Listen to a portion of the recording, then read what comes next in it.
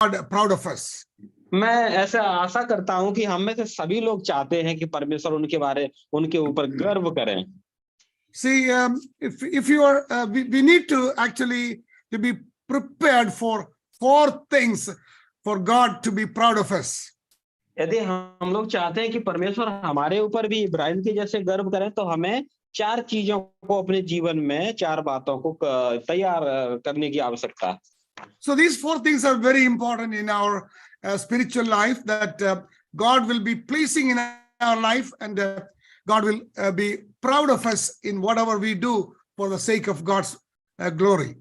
ये 4 बातें हमारे मसीह जीवन के लिए और परमेश्वर को हमारे ऊपर गर्व करने के लिए ये 4 बातें हमें मदद करेंगी। See, the first thing we must be prepared for is direction, for God's directions in our life. हम हमेशा इस बात के लिए तैयार रहें कि परमेश्वर हमें जो निर्देश देते हैं उनको मानने के लिए तैयार रहें। See, God is always instructing his children to go in the right direction. So we have to have a mind to listen to his direction and follow him. और परमेश्वर हमेशा ये बात को चाहते हैं कि मेरी संतान मेरे दिशा निर्देशों पर चलें और उनको मानें। See, we are discussing about the life of Abraham, how God was pleased in his life. See, Abraham was born around the 2160 BC. और देखिए जो इब्राहिम है, उन्होंने परमेश्वर को अपने जीवन से प्रसन्न किया है, और ये करीब uncle how much BC? So we know that he was known as Abraham until his name was changed to Abraham at the covenant of circumcision. और ये जो बात को उन्होंने तब तक माना जब तक उनका जो नाम अब्राहम से इब्राहिम नहीं हो गया, उनके खतना तक। See, he spent his childhood in the ancient city of Ur. और हम जानते हैं कि ये जो इब्राहिम के जो प्राचीन जो शहर है उर में उनका जो बचपन बीता है। So this place called Ur is about 150 miles from the Persian Gulf in what is today's southern Iraq. और देखिए ये क्या है कि ये जो उर है वो करीब इराक से, दक्षिणी इराक से 150 मील की दूरी पर है। See, when God called Abraham to go to a place he would later receive as his inheritance, Abraham obeyed. और परमेश्वर ने कहा कि आप जहां मैं बताऊंगा वहां पर जाओ और तुम उस जगह के अधिकारी बन जाओगे। See, the Bible doesn't say how God called Abraham, but God told him to leave his hometown of Ur, and Abraham went. अब परमेश्वर ने कैसे बुलाया, इस बारे में बाइबल कोई भी हमें तथ्य नहीं देती है, परंतु परमेश्वर ने ऐसा करके बुलाया कि अपने घर को छोड़ के, पिता के घर को छोड़ के वहां चले जाओ जहां मैं बताऊंगा, और इब्राहिम ने इस बात को माना। See, when God told Abraham to go, even though he did not know where he was going, he left. Because he obeyed God's word, always begins by leaving our Ur. और देखिए इब्राहिम जानते नहीं हैं वो किधर जाएंगे, ना जानते हुए उन्होंने अपने क्षेत्र उर को छोड़कर और निकल गए। See, when God calls someone to go for his work, he will not be giving a complete picture in front, but in every step God is revealing his work, and then he will help him to go forward. और जब परमेश्वर किसी को बुलाते हैं अपने कार्य के लिए, तो परमेश्वर पूरी बात को नहीं बताते कहाँ जाना। जैसे जैसे वो कदम उठाते जाते हैं, परमेश्वर अपने प्रोग्राम के बारे में उनको बताते जाते हैं। So when we study the life of Abraham, when he left his hometown, leaving his Ur, that means leaving the old way of life. God has a different plan and he cannot continue in the same place. God wants him to go from that place to start a new project with Abraham. देखिए जब इब्राहिम ने ऊर जो उनकी जो प्राचीन शहर है उसको छोड़ा, उसका मतलब क्या है? उन्होंने पुरानी जिंदगी के तौर तरीकों को छोड़ के परमेश्वर के बताए रास्ते पर चलने लगे।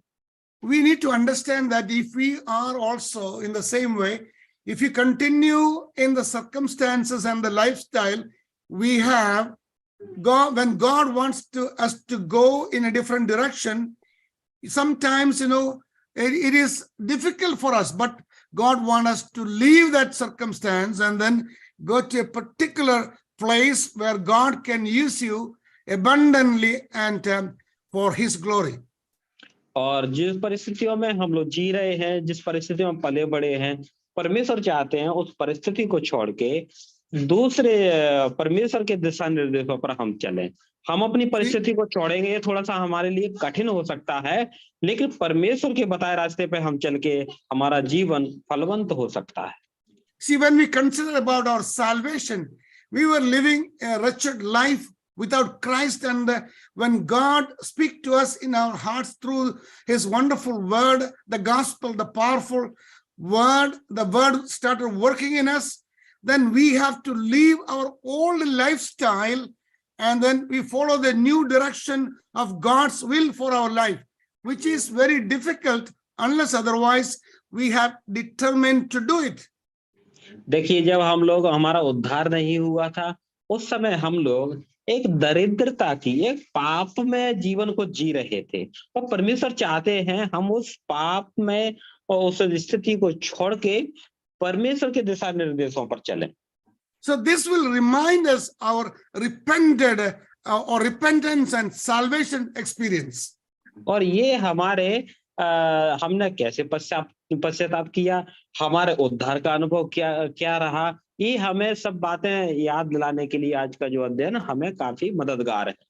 So Abraham was called by God to leave Ur, a place where he was doing the business of making gods and then selling gods, and and that was the situation he was. God called him and asked him to leave that place to start a new lifestyle. और परमेश्वर चाहते थे कि इब्राहिम ऊर को छोड़े और जहां मैं बताऊं वहां जाएं। परमेश्वर चाहते थे इब्राहिम अपने जो धंधा था उनका मूर्तियों को बनाकर बेचना, उसको छोड़ के परमेश्वर के बताए रास्ते पर चलें। See, saying bye to the old lifestyle and start walking in the newness of life, that is the salvation experience of a child of God or a disciple. और जब एक परमेश्वर की संतान होने के बाद एक जो उनके दास और जो उनकी संतान जब चलते हैं, वो दिखाता है वे अब नए जीवन में चलने लगे हैं। See, beloved, that is not very easy to do. ऐसा करना प्रिय भाइयों बहनों कठिन होता है। That is not very easy. It's a hard job, to change our lifestyle from where we have been doing it, practicing it for all our life, and then make a change immediately is always difficult. और हम इस बात को देख सकते हैं कि अपने जीवन में इस प्रकार के कार्य करना, जो अतीत जीवन को छोड़ करके और एक नई जिंदगी जीना हमारे लिए कठिन विषय है। So what do we do? What do we see? Read in Luke chapter 9, verse 23. We read like this. Then he said to them all, if anyone desires to come after me, let him deny himself and take up his cross daily and follow me. और लूका रचित सुसमाचार उसका 9वां अध्याय 23 पद में प्रभु यीशु मसीह ने क्या कहा? प्रभु यीशु मसीह ने इस प्रकार से कहा, जो कोई मेरा अनुसरण करता है वो अपना क्रूस उठा करके मेरे पीछे हो ले। इस प्रकार की बातें प्रभु यीशु मसीह कहते हैं। So that is the way Jesus declares this truth here. और उसी तरीके से प्रभु यीशु मसीह वो सत्यता को परिप्रकाश करते हैं।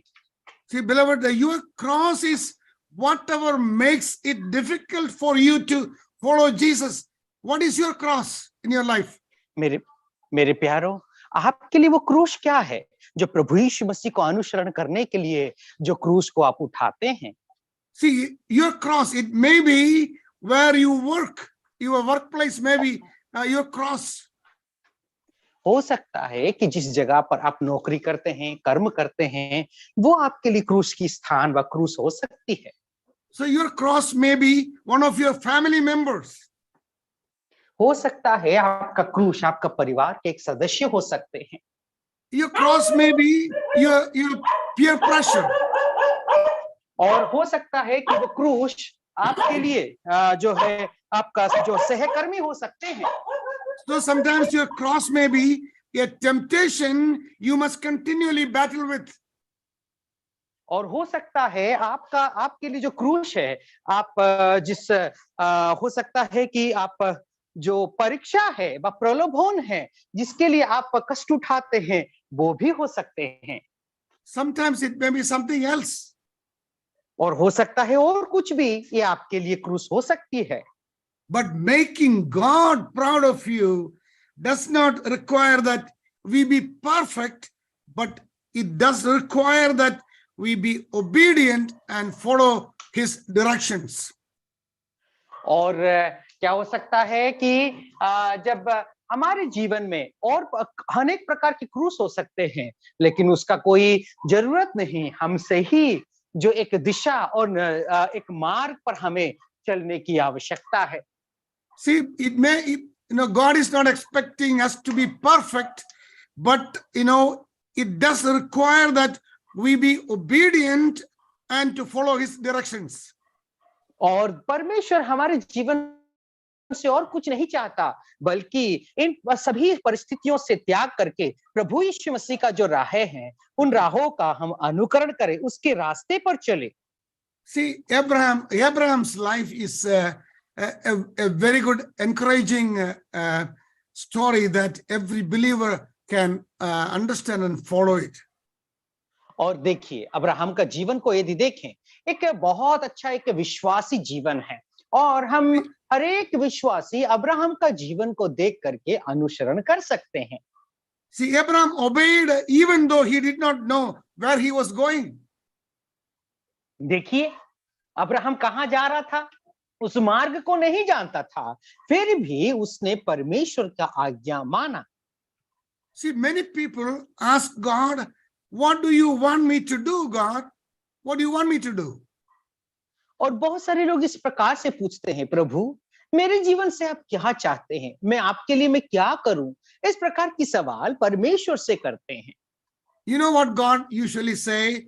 Get moving first, and then I will direct you. You have to make a move, give a start, and then I will be with you for every step of your life. So you just follow my instruction.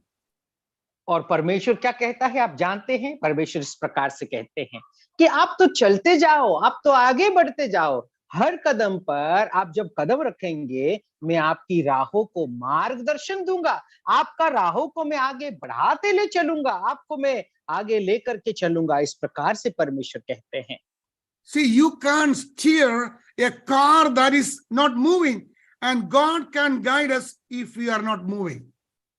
और देखिए कि आप देखिए जिस गाड़ी में, जिस car में स्टीयरिंग नहीं है, उसको आप आगे नहीं बढ़ा सकते, लेकिन परमेश्वर आपकी गाड़ी को आगे बढ़ा सकते हैं। See, we first have to obey. We already know is God's will as revealed in his word, the Bible. और हमें परमेश्वर की जो वचन है, जिस वचन में परमेश्वर के विषय में प्रकाशित हुआ है, प्रकाशन हुआ है, हमें उस वचन का पालन करने की आवश्यकता है। So obedience first and then follow God's direction. और देखिए, सबसे पहले आज्ञाकारी, फिर परमेश्वर के जो मार्गदर्शन है, उस मार्ग दिशा निर्देश के अनुसार हमें चलने की आवश्यकता है। See, when God call you to go, you have to make a move. Then only God can give you the further direction where to go. और देखिए, जब परमेश्वर आपको बुलाया है चलने के लिए, आगे बढ़ने के लिए, तो आपको जाना है। फिर आप जाएंगे तो प्रभु जरूर आपको मार्गदर्शन करेंगे, आपको आगे बढ़ाएंगे। So in James chapter 1 verse 25 we read like this, but he who looks into the perfect law of liberty and continues in it and is not a forgetful hearer but a doer of the word, this one will be blessed in what he does. Uncle, which reference you told? James, book of James chapter 1 verse 25. और हम लोग याकूब का पत्र एक उसका 1 अध्याय और हम लोग 25वीं आयत में हम इस प्रकार से जो है पढ़ सकते हैं, पर जो व्यक्ति स्वतंत्रता की सिद्ध व्यवस्था पर ध्यान करता रहता है वह अपने काम से इसीलिए आशीष पाएगा कि सुनकर नहीं पर वैसा ही काम करता है। So this is a promise from God. और यही एक परमेश्वर की ओर से प्रतिज्ञा है। See, obeying means we follow God's directions one step at a time, even when we don't know where it will lead us to. और देखिए, आज्ञाकारी होना उसका मतलब परमेश्वर की पीछे उस पद चिन्हों पर चलना। हमें नहीं पता उसकी अंतिम मार्ग, अंतिम रास्ता कहां जा करके पहुंचेगा, फिर भी हम उसका अनुसरण करना आज्ञाकारिता होता है। So we want make God to feel us, good in His sight. So in order to make God proud of us, first we must be prepared to follow His directions. देखिए, परमेश्वर यदि आपके और मेरे जीवन से गर्व करे, घमंड करे, तो परमेश्वर की उस मार्गदर्शन को आपको और मुझे अनुसरण करने की आवश्यकता है। See, the first thing is following God's direction as Abraham did. और सबसे पहला विषय यह है कि जिस प्रकार से अब्राहम ने किया, परमेश्वर का अनुसरण किया था, वैसे ही आपको और मुझे भी करने की आवश्यकता है। Now the second thing, we must be prepared for delays. और दूसरा जो कार्य हमको और आपको करने की आवश्यकता है वो ये है, sometimes everything will not be fast. There is a delay in happening. Even of our Christian calling that we have, everything will not fall into place as we think, but there is delays happening.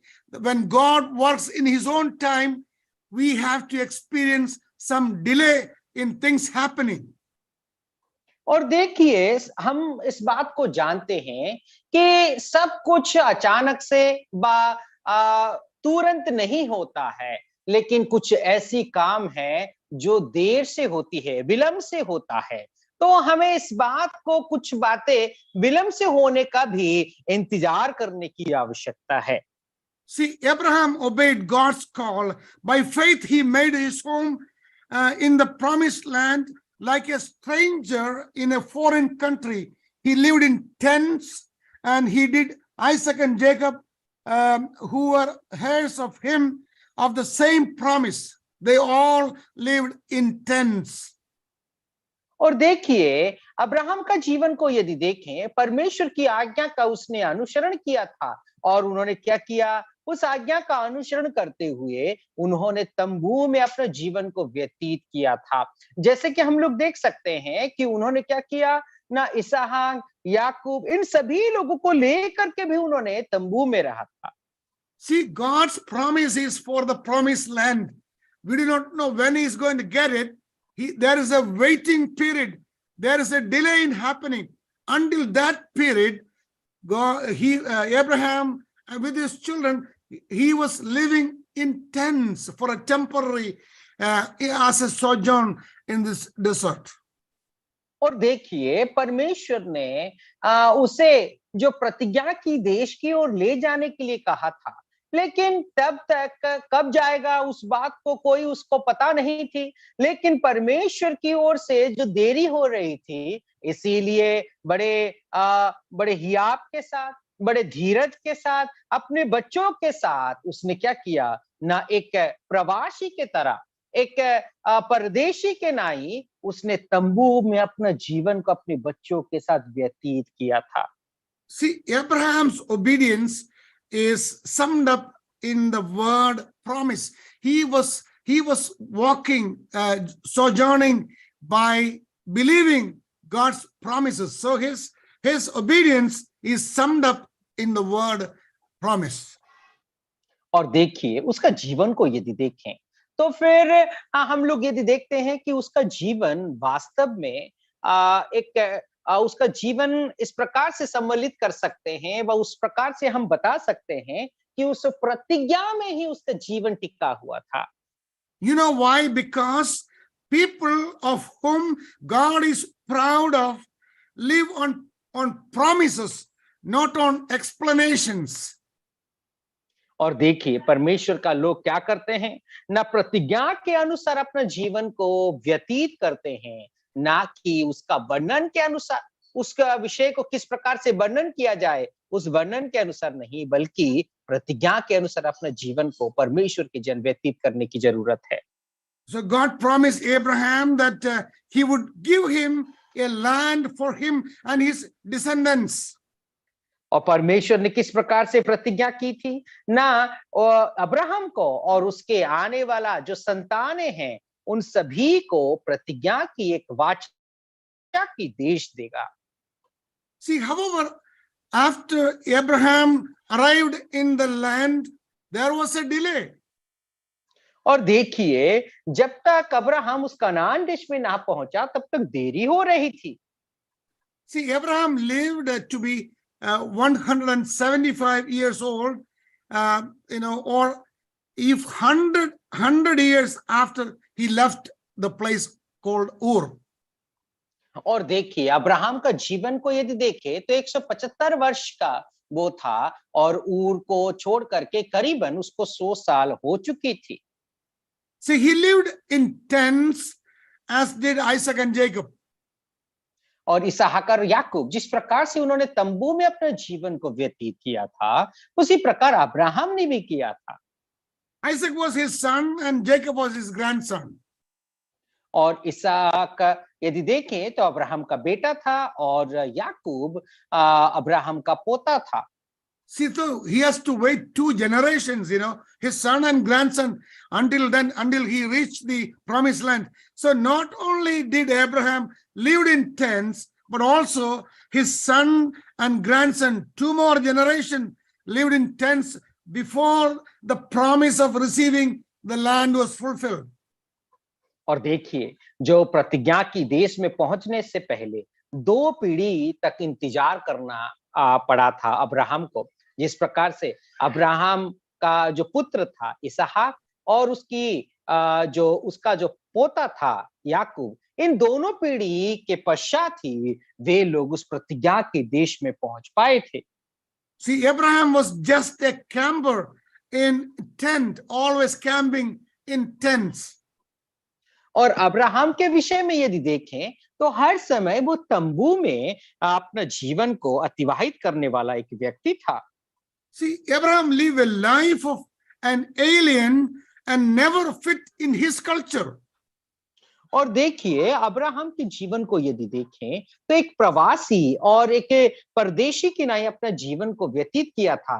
कोई भी जो culture था व कोई भी जो परंपरा उस क्षेत्र में किसी के साथ भी उसका तालमेल नहीं थी। If you carefully observe, his life is very distinct. He worshipped the one true God while the contemporaries were pagans who worshipped many gods. और देखिए उनका जीवन ही संपूर्ण रीति से अलग थी, क्योंकि वो एक ही परमेश्वर को विश्वास करने वाला, आराधना करने वाला व्यक्ति था। और उस समय उनके समय काल में जो लोग रहते थे वे लोग अनेक बहुदेवा बहुवाची परमेश्वर के ऊपर भरोसा और विश्वास करने वाले लोग थे। See, Abraham's standard of morality was based on the word of God and also the character of God. देखिए अब्राहम का नैतिक जीवन क्या था, ना परमेश्वर की उस स्वभाव के अनुसार, परमेश्वर के जीवन शैली के अनुसार उसका जीवन स्थापित था। See, while the people of his days, participated with immoral cults as part of the worship of their pagan gods, Abraham has a different lifestyle. His culture is based on the standard of God. देखिए, जो उस समय के जो लोग थे, जो बहुवाची अनेक ईश्वर के ऊपर भरोसा करने वाले लोग थे, वे लोग अनैतिक जीवन को वो लोग जीते थे, अलग अलग गंदे कामों को वो लोग करते थे। बल्कि अब्राहम का जीवन शैली को यदि देखें तो फिर परमेश्वर का जो मापदंड है, उस मापदंड के अनुसार अब्राहम अपने जीवन को व्यतीत करने वाला एक व्यक्ति था। So, brothers and sisters, we have to make it a point that our standard of morality should be according to the word of God and also the character of God. That should be, permeated into our own lifestyle.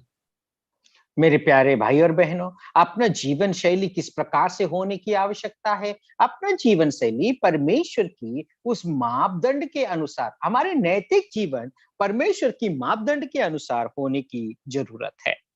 Abraham faced all kinds of sensual temptations. Abraham का जीवन में यदि देखें, बहुत सारे कामुकता का प्रलोभन अपने जीवन में उन्होंने अनुभव किया है। See, 1 Peter chapter 2, verse 11 reminds us, beloved, I beg you as sojourners and pilgrims, abstain from fleshy lusts which war against the soul.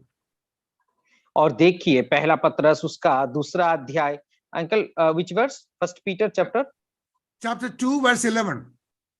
और 11 पद में हम इस प्रकार से पढ़ते हैं, हे मेरे प्रिय, मैं तुमसे विनती करता हूं कि तुम अपने आप को परदेशी और यात्री जानकर उस सांसारिक अभिलाषाओं से जो आत्मा से युद्ध करती है बचे रहो।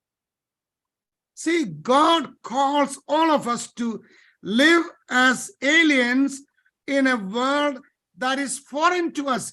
We are foreigners in this place. We cannot adopt all the lifestyle that they are following. We have a distinct lifestyle as children of God.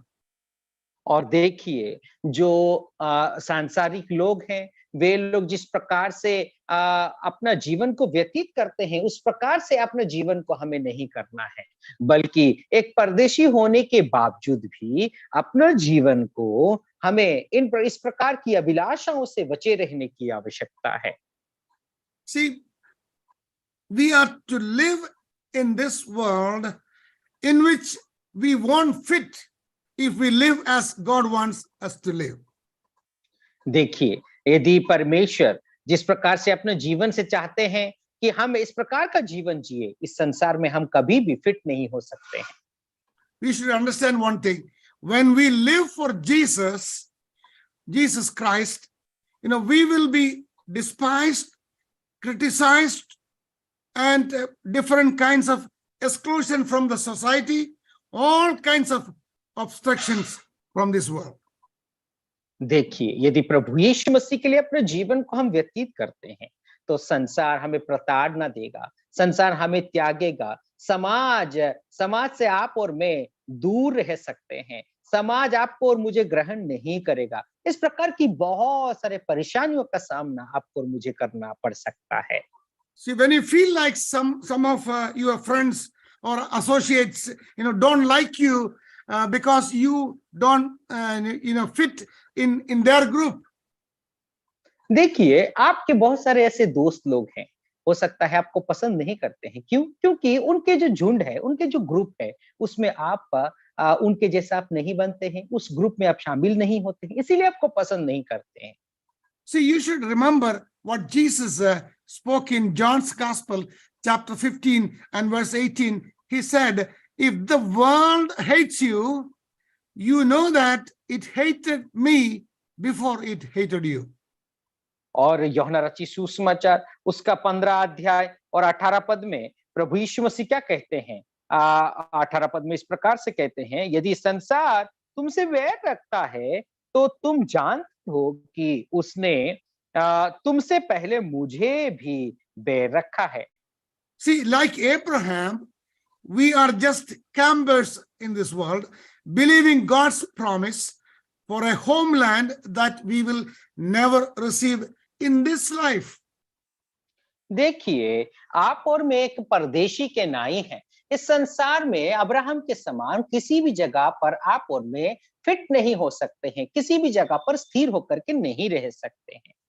See, Abraham camped out for 100 years with few exceptions. आप देखिए, कुछ ऐसी बातों को छोड़ करके Abraham ने जो एक परदेशी के नाई तंबू में 100 साल तक अपने जीवन को व्यतीत किया था। See, Abraham was a happy camper because he was looking forward to the city with foundations whose architect and builder is God himself. और हम लोग क्या देख सकते हैं ना, परमेश्वर परमेश्वर का उस शहर को वो देखना चाह रहे थे जिस शहर को परमेश्वर ने बनाया है, और जिस शहर को परमेश्वर ने एक आर्किटेक्ट के नाई, एक इंजीनियर के नाई जो बनाते हैं भवन को, उसी प्रकार से एक दर्शन देख करके अब्राहम चल रहे थे। See, in other words, Abraham, like us, was looking forward to heaven. और हम लोग क्या देख सकते हैं, अब्राहम जो परमेश्वर को एक स्वर्ग की एक आशा रखने वाले एक व्यक्ति के समान था। Abraham not only had to wait for the promised land, but also for something else. और अब्राहम जो प्रतिज्ञा की हुई देश का ही इंतजार नहीं कर रहा था, बल्कि और कुछ इंतजार कर रहा था।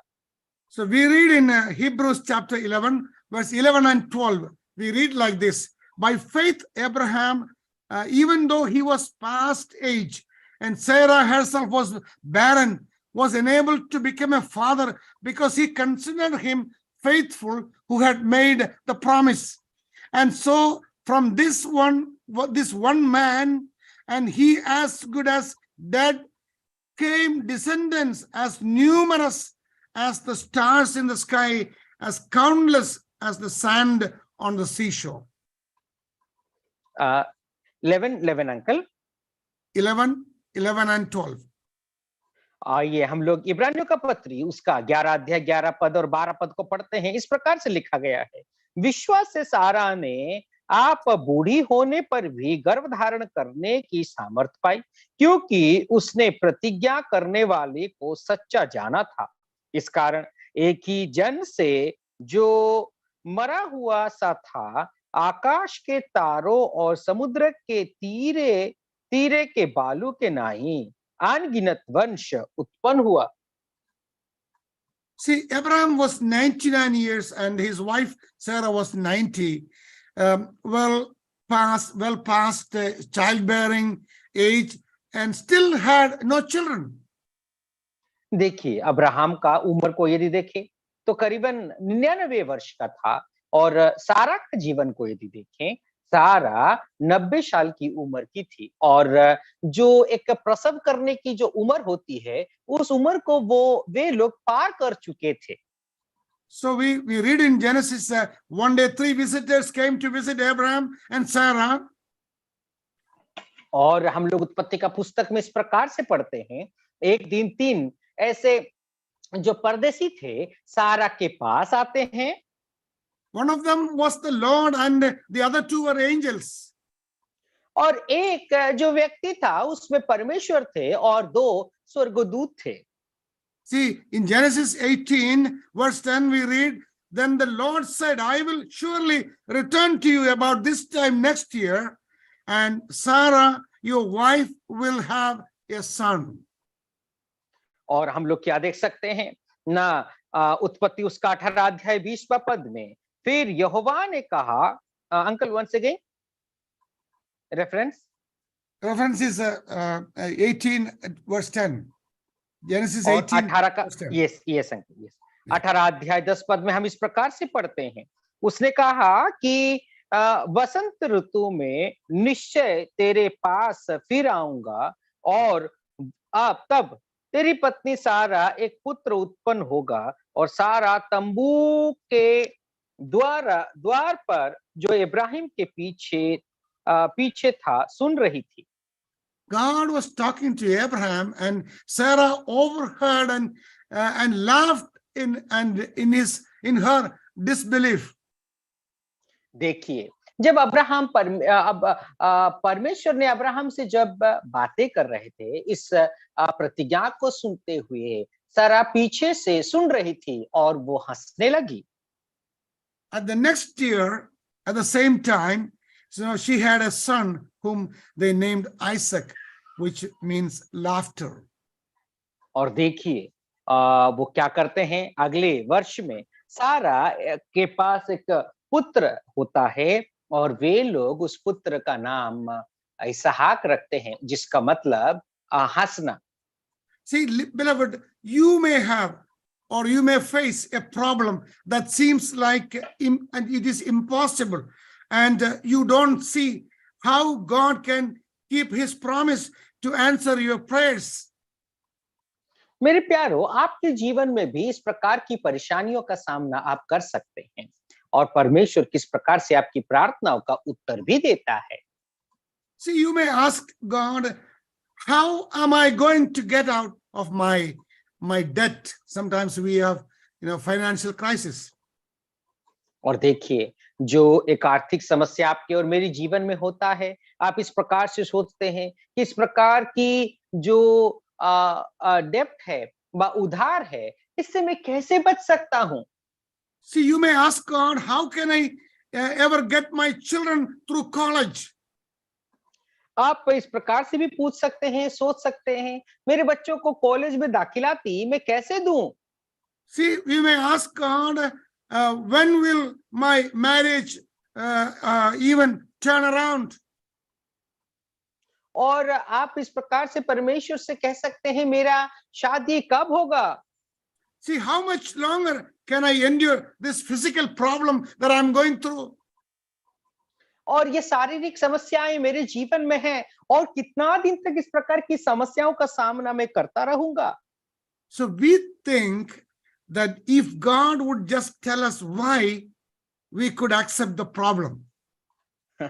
हम लोग इस प्रकार से सोचने लगते हैं, अरे क्यों, इस प्रकार की जवाब यदि प्रभु व कब होगा, इस प्रकार की जवाब दे देंगे तो हमें लगता है कि मेरी समस्याओं का समाधान हो गया है। See, however, people that make God proud of them don't live on any explanations from God. They live on God's promises. और देखिए, बहुत सारे ऐसे लोग हैं, अपने जीवन को वे लोग घमंड नहीं करते हैं, जो परमेश्वर ने प्रतिज्ञा दी है, अपना जीवन को उस प्रतिज्ञा के अनुसार अपना जीवन को वे लोग।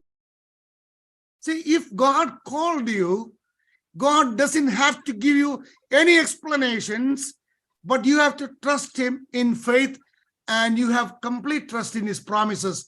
Then he will lead you in every step of your Christian life. और देखिए, आपको और मुझे क्या करना है, आपका और मेरे जीवन को परमेश्वर की जो बुलाहट से आपका और जीवन को, मेरे जीवन को व्यतीत करने की, उस मार्ग पर हमें चलने की आवश्यकता है। और प्रभु आपको और मुझे कहां कहां कदम रखना है, कहां पांव रखना है, प्रभु आपको और मुझे मार्गदर्शन देगा। See, in Proverbs chapter 3, verse 5 and 6, we read like this: trust in the Lord with all your heart and lean not on your own understanding. Verse 6, in all your ways acknowledge him, and he shall direct your paths. Uncle, once again, the reference. A reference is Proverbs chapter 3, verse 5 and 6. और हम लोग नीति वचन उसका 3रा अध्याय 5वां और 6वां पद में हम इस प्रकार से पढ़ते हैं, तू अपनी समझ का सहारा ना लेना, वरन संपूर्ण मन से यहोवा पर भरोसा रखना, उसी को स्मरण करके सब काम करना, तब वो तेरे लिए सीधा मार्ग निकालेगा। See, I want to point out that the phrase lean not on your own understanding, what does it mean? और देखिए, इस बात को आप लोगों के सामने मैं आपको रखना चाहता हूं कि अपनी समझ का सहारा नहीं लेना, इसका मतलब क्या है? Don't try to figure out what it is. You don't try to fix your problems, because that will create more problems. But trust in the promise of God that He will take care of every aspect of it. देखिए, आप अपने जीवन का समस्या का खुद समाधान करने का प्रयास नहीं करना, बल्कि संपूर्ण रीति से परमेश्वर के ऊपर भरोसा और विश्वास करना। वो परमेश्वर आपकी समस्याओं का समाधान वो खुद करेगा। A person of whom God is proud believes His promises, even when they seem impossible. देखिए मेरे प्यारो, परमेश्वर आपके और मेरे ऊपर कब घमंड करता है? जब एक विश्वासी जो परमेश्वर प्रतिज्ञा करता है, उस प्रतिज्ञा पूरा होने संभव जैसा लगता है, फिर भी उस प्रतिज्ञाओं को विश्वास करके चलता है, तब परमेश्वर आपके और मेरे जीवन पर गर्व करता है। It is not knowing the future, but it is knowing who holds the future and trusting Him to keep His promises. और देखिए, इसका मतलब ये नहीं है कि आप भविष्य के बारे में नहीं जानते हैं, बल्कि उस भविष्य को नियंत्रण करने वाला परमेश्वर है, और उस परमेश्वर को तुम जानते हो, उसके ऊपर तुम भरोसा और विश्वास करके चलते हो। See, if we are to make God proud of us, we must be prepared for directions and some of the delays that happens in fulfilling the promises of God.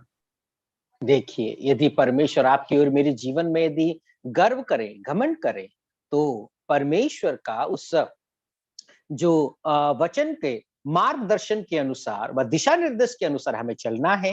हो सकता है वो कार्य आपके जीवन में देर से हो सके, लेकिन विश्वास और भरोसा करके चलना है। See, the third thing we must be prepared for is disappointments. देखिए, तीसरा जो विषय वस्तु है जिसके लिए आपको और मुझे तैयार रहने की आवश्यकता है, वो क्या है? ना आपके और मेरे जीवन में हो सकता है निराशापन आ सकता है। I understand and strongly believe the time when God was not proud of Abraham. He's described when God tested him, asking to offer his promised son as a sacrifice. देखिए, हम अब्राहम का जीवन को यदि देखें तो फिर बहुत निराश में वो चले गए थे। क्यों? क्योंकि जब प्रतिज्ञा किया हुआ बेटा, परमेश्वर प्रतिज्ञा किया हुआ बेटा को वो मांगते हैं, तब अब्राहम बहुत निराशा और हताश परिस्थिति में गए होंगे। See, if you read Hebrews chapter 11, verses 17 and 19, we read like this: by faith, Abraham, when God tested him, offered Isaac as a sacrifice. He who had received the promises was about to sacrifice his one and only son, even though God had said to him, "It is through Isaac that your offspring will be reckoned." और हम लोग इब्रानियों का पत्री उसका 11 अध्याय हम लोग 17 पद से पढ़ते हैं। विश्वासी से अब्राहम ने परखे जाने के समय इसहाक का बलिदान चढ़ाया, और जिसने प्रतिज्ञाओं को सच माना था, और जिससे ये कहा गया था कि इसहाक तेरा वंश कहलाएगा, और वो अपने इकलौता को चढ़ाने लगा, क्योंकि उसने विचार किया कि परमेश्वर सामर्थी है कि मेरे मरे हुओं में से जिलाए, और सो उन्हीं में से दृष्टांत के रीति पर वो उससे फिर मिला। See, after years of waiting, the miracle of Isaac's birth happened. God tells Abraham to sacrifice his only son on Mount Moriah, the mountain upon which Jerusalem would later sit and where Solomon would build the temple. That is the place where he sacrificed his son.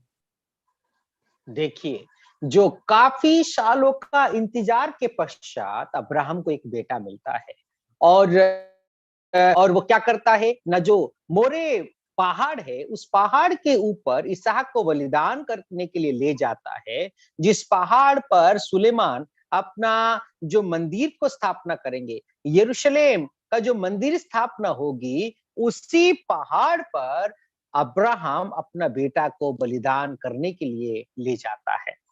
See, when you see Isaac, Isaac represented everything God had promised to Abraham.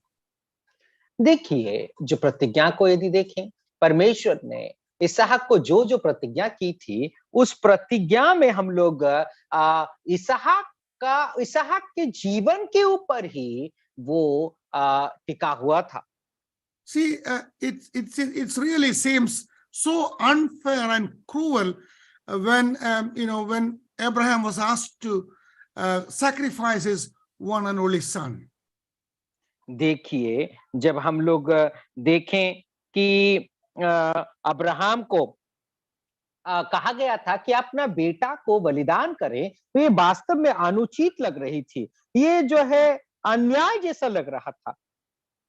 So we are discussing about the disappointments that comes in our life. See what a disappointment for Abraham and Sarah at this point. देखिए, हम लोग अभी वर्तमान में जो निराश जीवन, हताश परिस्थिति में जाने के विषय में चर्चा कर रहे हैं। अभी अब्राहम और सारा का जीवन को देखो, किस प्रकार से हताश और निराश परिस्थितियों में होकर के गुजर रहे हैं। So we should realize that yet Abraham immediately obeyed and headed for Mount Moriah to sacrifice Isaac. और देखिए, फिर भी हम इस बात को देख सकते हैं, अब्राहम क्या करता है, न परमेश्वर की उस आज्ञा को, प्रतिज्ञा को पालन करते हुए उस मोरिया पहाड़ के ओर इसहाक को लेकर के जाता है। How could Abraham do that? If as a father, how can I do it? It's very hard for me to think about it. How could Abraham do that? और देखिए, आपको और मुझे ये इस बात को सोच करके बड़े असंभव और कठिन लगता है। यदि मैं पिता होता तो मैं कैसा करता, और अब्राहम ने कैसा किया था, इस काम को उसने कैसा कर पाया था। See, we find in Hebrews 11:19, Abraham reasoned that God could raise the dead. He believed that and he did it. That action was based on that particular promise. और हम लोग इब्रानियों उसका 11 अध्याय 19 पद में हम लोग देख सकते हैं कि अब्राहम जो है, परमेश्वर के ऊपर उसकी इतनी भरोसा और विश्वास थी कि परमेश्वर सामर्थी है, यदि इसहाक मर भी जाए फिर भी परमेश्वर इसहाक को जिलाएगा। ये भरोसा और विश्वास अब्राहम के जीवन में थी। So Abraham is fully aware that he believed that if God can give him a miracle child once, he could do it again, even if he has to raise Isaac from dead. देखिए, Abraham का विश्वास इतना दृढ़ था, यदि परमेश्वर इस प्रकार से एक बच्चा को दे सकता है, तो इस बात को भी वो विश्वास उसके जीवन में थी। यदि इसहाक मर भी जाए फिर भी वो जिला करके उसके हाथ में परमेश्वर दे देगा। I want you to pay more attention right now here when I am saying this. God tested Abraham for 3 things. मैं आप लोगों का ध्यान यहाँ पर केंद्रित करना चाहता हूं। आप बहुत ध्यान से सुनिए। अब्राहम को 3 ऐसे विषय पर परीक्षा लिया गया था। Number 1, his faith toward God was tested. और सबसे पहला जो विषय है, परमेश्वर के ऊपर उसको जो विश्वास थी, उस विश्वास के लिए उसका परीक्षा लिया गया था। Secondly, his love for God was tested. दूसरा जो विषय है, परमेश्वर के प्रति जो उसका प्रेम थी, उस प्रेम का परीक्षा लिया गया था। Thirdly, his fear or reverence for God was tested. और तीसरा जो विषय है, परमेश्वर के प्रति उसकी भय और जो आदर थी, उस आदर को लेकर के अब्राहम को परीक्षा किया गया था। See, if you read the book of Genesis chapter 22, we can see that Abraham victoriously passed all the 3 tests in his life of faith. और उसका 22वां अध्याय को यदि पढ़े तो इन तीनों परीक्षाओं का अब्राहम ने पास किया था, उत्तीर्ण हुआ था। See, think about what would be your and my test results if this is the case is happening in your life and my life.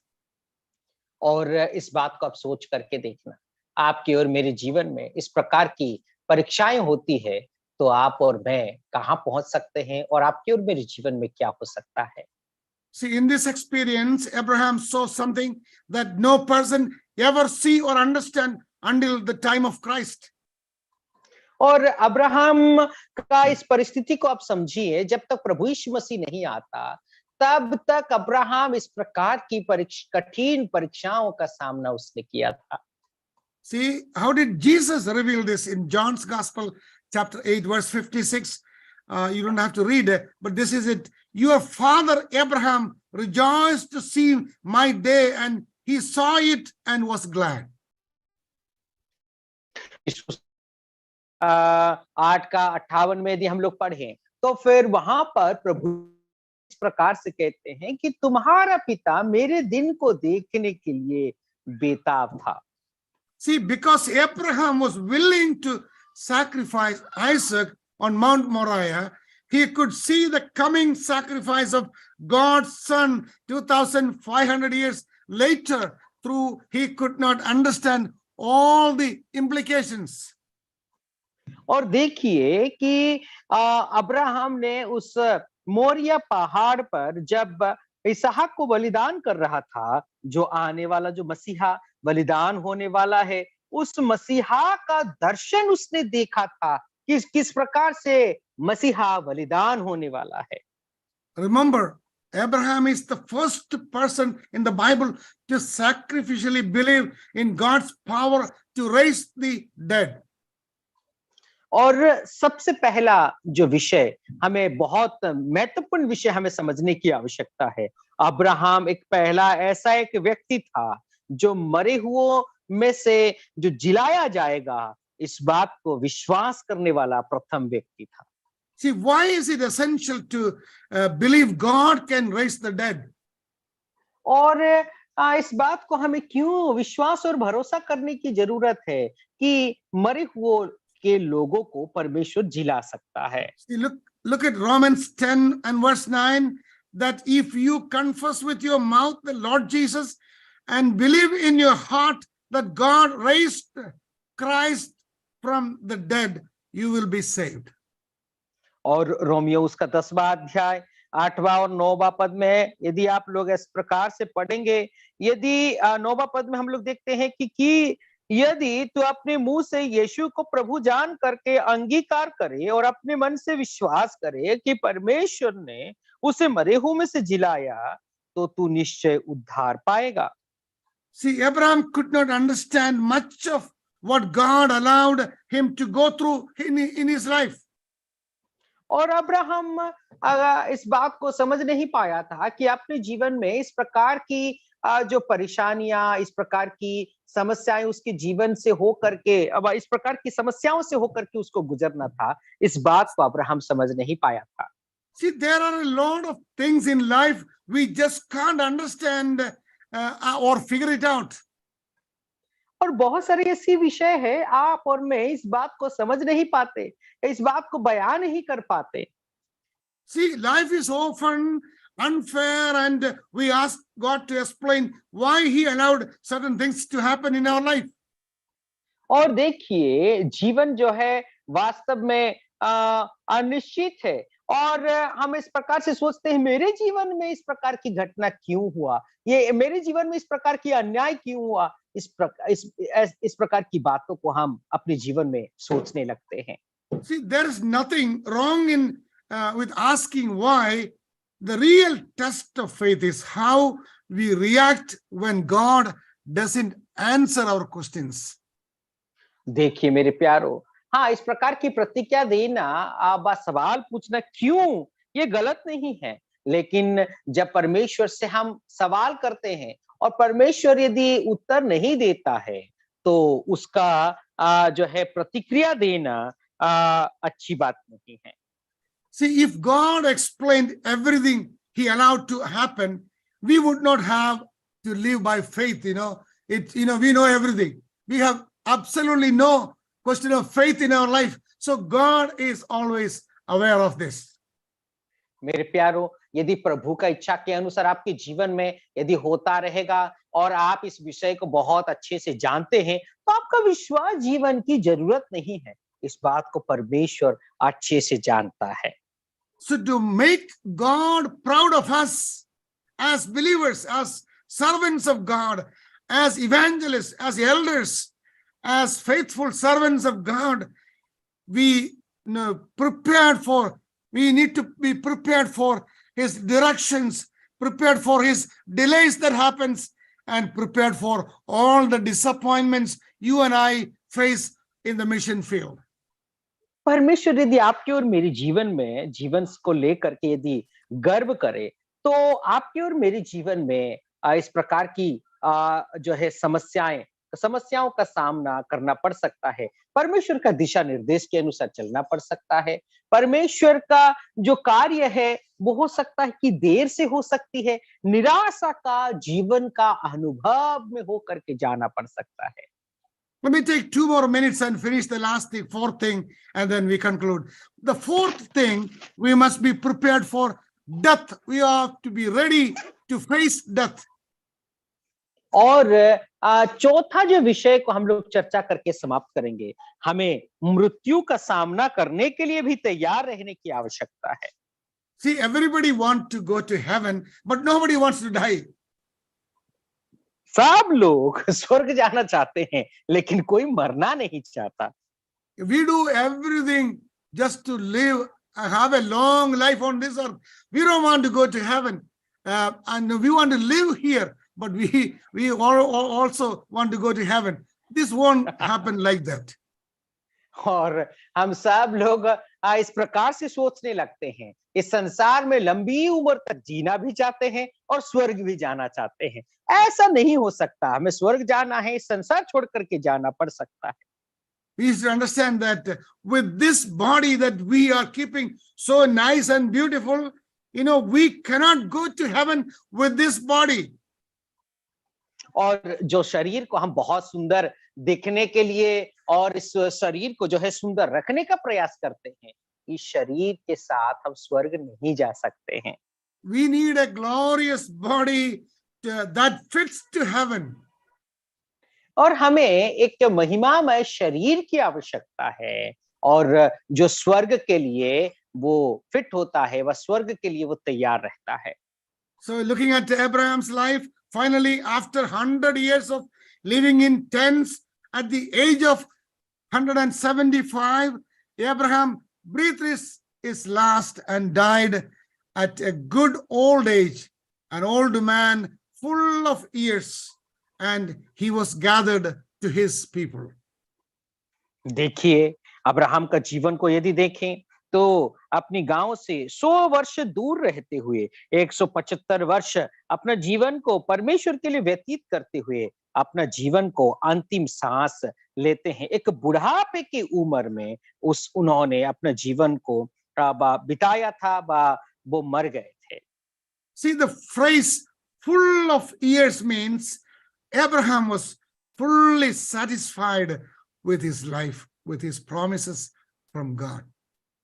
और जो भरपूरी जो उम्र थी, उनका जो जीवन को व्यतीत किया था, उसका मतलब प्रभु में अपना जीवन जो बिताया था, वो संपूर्ण रीति से उस जीवन में तृप्त हो गए थे। See, after camping out for 100 years, he was gathered to his people.